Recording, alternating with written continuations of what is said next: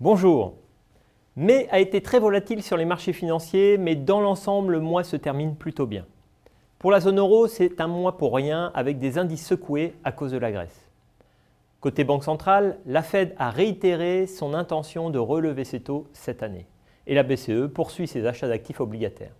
Elle pourrait même les accélérer dans les mois à venir pour endiguer tout risque de rebond brutal des taux longs en zone euro. En effet, comme vous le voyez, les taux à long terme ont remonté en mai. À lui seul, le taux de rendement du 10 ans allemand a été multiplié par 10 en quelques jours. Cette correction nous semble logique car il avait beaucoup baissé et trop vite. On revient donc à une situation un peu plus normale. Enfin, l'euro a un peu baissé contre le dollar et le pétrole aussi. Passons à l'environnement économique. Alors la bonne nouvelle, c'est que la croissance se confirme en zone euro et en France aussi. La baisse du pétrole y est pour beaucoup car elle favorise la consommation des ménages. Mais ce facteur sera moins impactant au cours des prochains trimestres. Néanmoins, la reprise devrait continuer car l'accès au crédit bancaire s'améliore et que l'euro devrait rester bas encore un bon moment.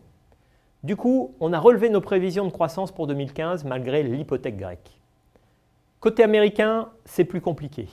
La croissance a reculé de 0,7% au premier trimestre en raison de la chute des investissements dans le secteur pétrolier et d'une baisse de la consommation. La hausse du dollar commence aussi à poser problème. Nous pensons que cela devrait s'améliorer un peu au deuxième trimestre, raison pour laquelle nous ne remettons pas en cause la reprise américaine. Ainsi, le second semestre devrait être meilleur que le premier. En Chine, le ralentissement se confirme. La croissance au premier trimestre est ressortie au plus bas depuis 6 ans. Le deuxième trimestre ne devrait pas être meilleur malgré quelques signes d'amélioration sur le marché de l'immobilier. Au Japon, la croissance est au rendez-vous au premier trimestre, mais c'est encore un peu juste. La hausse des salaires attendue pour que le pays sorte durablement de la déflation tarde à venir. Du coup, la Banque centrale du Japon se tient prête à soutenir le mouvement de reprise. En 2015, la croissance mondiale restera tirée par les pays développés et la bonne volonté des banques centrales.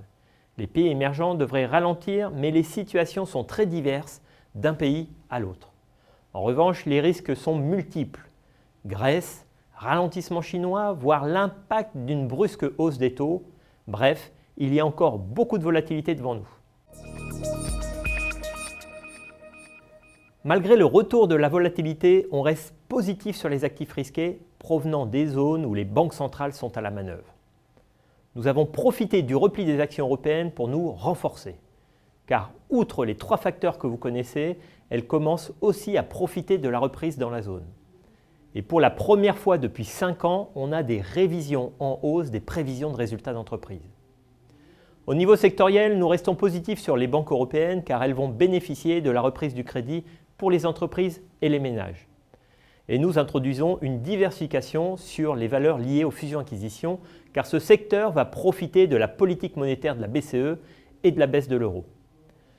On garde nos actions japonaises car le yen est faible et la Banque du Japon fera tout pour soutenir la croissance nippone. On est neutre sur les actions américaines car elles sont chères alors que le dollar monte et qu'une hausse des taux américains se profile à l'horizon. Et enfin, on garde nos actions indiennes libellées en dollars.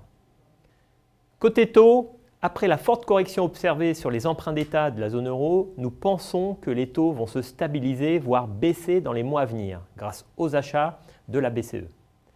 Dans l'attente, nous privilégions les actifs offrant du rendement sans prise de risque excessive.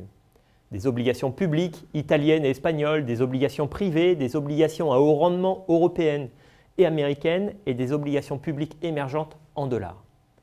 Et toujours dans l'optique de trouver du rendement, on a acheté des obligations d'entreprises américaines.